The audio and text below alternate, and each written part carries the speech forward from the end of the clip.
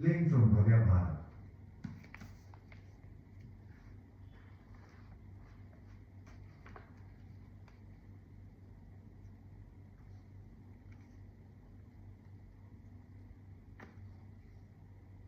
श्री प्रियादास जी ने नामदेव जी के इस प्रेम भाव का वर्णन निम्न कवित्वों में किया है।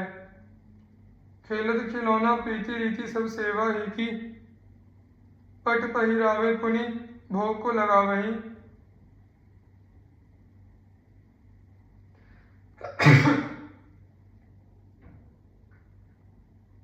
घंटा लय बजावे नीके ध्यान मन लावे, त्यों तो अति सुख पावे नैन नीर भरी आवही। बार बार कहे नामदेव वामदेव यूसो, देवो मोहि सेवा मांझ अति ही सुहावही। जाऊं एक गाँव फिर आऊं 3 दिन 3 मध्य, दूध को पिवाओ मत पीवो मोहि भावही। कौन वह बेर जेहि बेर, दिन फेर होए फेर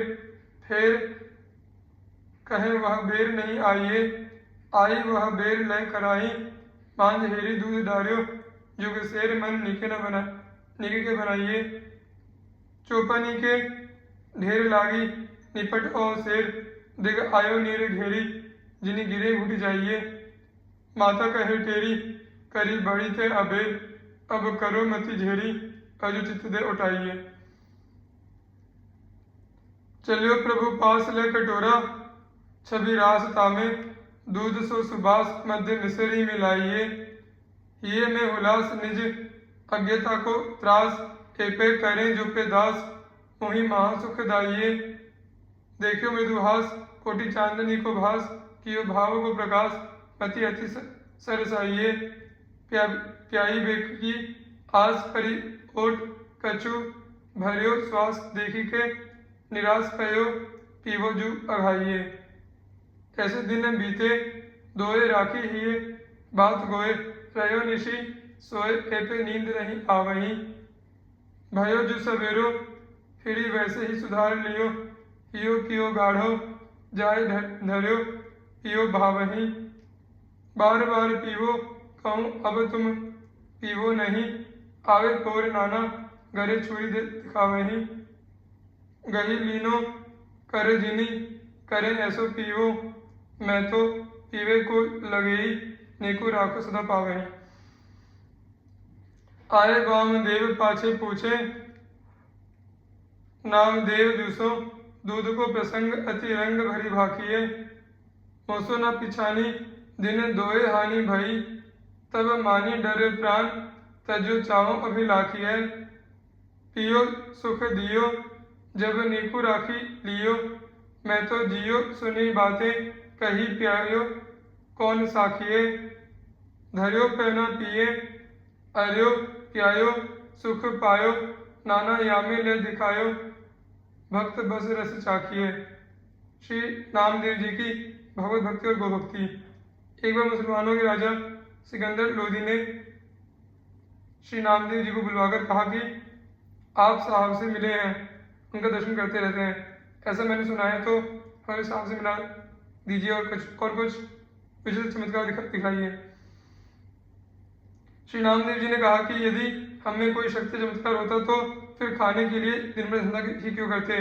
किसी प्रकार दिन भर धंधा सिलाई छपाई करने से जो कुछ मिल जाता है तो संतों के साथ बांट कर खाता हूँ। उन्हीं संतों की सेवा के प्रताप से लोग मुझे भक्त कहते हैं और दूर दूर तक मेरा नाम फैल गया है। तभी आपने भी हमें यहाँ अपने दरबार में बुलाया है। यह सुनकर बादशाह ने कहा आप इस मरी हुई गाय को जीवित कर दीजिए और अपने घर को जाइए, नहीं तो कारागार में रहना पड़ेगा कि तुम झूठे भगत बनकर लोग उठकते हो। तब आपने सहज स्वभाव से एक प्रार्थना का पद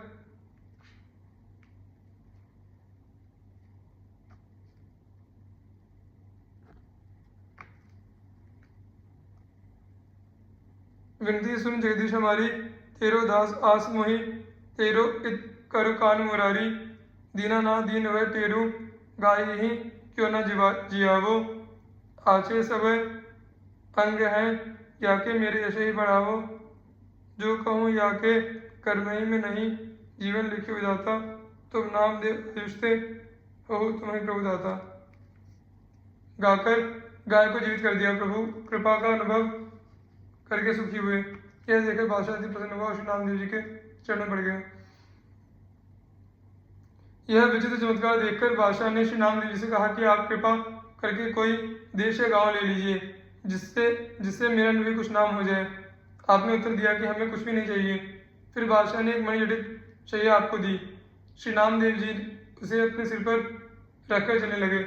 तब उसने कहा कि 10-20 आदमी मैं आपके साथ भेजता हूँ, वे इस पलंग को ले जाएंगे और आपके निवास स्थान तक पहुँचा देंगे।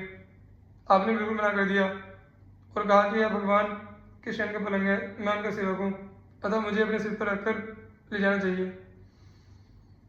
फिर भी बादशाह ने कुछ रक्षक भेजे। आगे आपने विचारा कि यह मूल्यवान वस्तु है, इससे अनेक संकट आ सकते हैं, भय बाधा हो सकती है। इस कारण मार्ग में श्री यमुना नदी के अथाह जल में उस पलंग को डाल दिया। राजा को इसकी सूचना मिली तो वह चौंक कर आश्चर्य में पड़ गया। सिपाहियों से कहा, उन्हें शीघ्र बुलाकर लाओ। श्री नामदेव जी फिर आए और बोले कि अब क्यों बुलाया। तब बादशाह ने कहा कि जो पलंग मैंने आपको दे दिया है, जरा उसे यहाँ लाकर कारीगरों को दिखा दीजिए। उसी प्रकार का नया दूसरा बनवाना है। श्री नामदेव जी बादशाह को लेकर नदी पर आए और जल में प्रवेश करके अनेक पलंग वैसे और उसे मूल्यवान निकाल कर डाल दिए और बादशाह से बोले, आप अपना पलंग पहचान लो, यह देखो कि उसकी शुद्ध बुद्धि जाती रही। इस वृत्तांत का वर्णन प्रियदास जी इन कवित्वों में इस प्रकार करते हैं। नृप सो म्लेच्छ बोली कही मिले साहिब को दीजिए मिलाए, करामात दिकर आइए होए करामात तोपे काहे को कसब करें, भरे दिन एपे बाटी संतन सो खाइए। ताही के प्रताप आप यहाँ लो बुलायो, हमें दीजिए जिवाए गाय घर चली जाइए। दही ले जिवाए गाय सहज सुभाए ही में, अति सुख पाए पाए करो मन भाइये। लेवो देश गांव जाते मेरो कछु नाव होए, चाहिए न कछु तई सेज मनी मई है। धरी लई शीस देव संग 10-20 नर, नाही करी आए जल मांझ डाली दई है। भूप सुनी चौकी पर्यो ल्यावो, फेरी आए कहो कहीं नेको आने के दिखावो कीजिए नहीं है। जलते निकासी बहु भांति गई डारी, तट लीजिए पिछानी देखी सुधी बुद्धि गई है। नामदेव जी की व्यक्तिगत महात्मा। श्री नामदेव जी की करामात देखकर बादशाह भयवश चरणों में आ गया और प्रार्थना करने लगा कि मुझे ईश्वर के दंड से बचा लीजिए।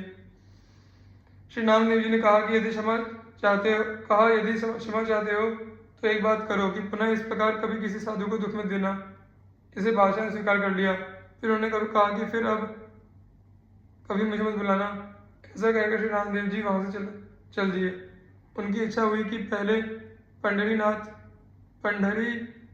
जी के मंदिर में चलूं, प्रभु के नाम गुण कीर्तन का नित्य नेम पूरा कर लूं। मंदिर पर गए तो द्वार बहुत भीड़ भाड़ दिखाई पड़ी। जूतों की चोरी की शंका से शायद मन एकाग्र न हो, इसलिए कपड़े में लपेटकर जूतों को कमर में बांध लिया। हाथों से भीड़ को हटाकर भीतर गए। दर्शन करके पदगान आरंभ करना ही चाहते थे कि किसी ने जूता देख लिया और रुष्ट होकर 5-7 चोटें लगाई। फिर धक्का देकर मंदिर से बाहर निकाल दिया। परंतु श्री नामदेव जी के मन में पंडों के व्यवहार से थोड़ा भी क्रोध नहीं आया।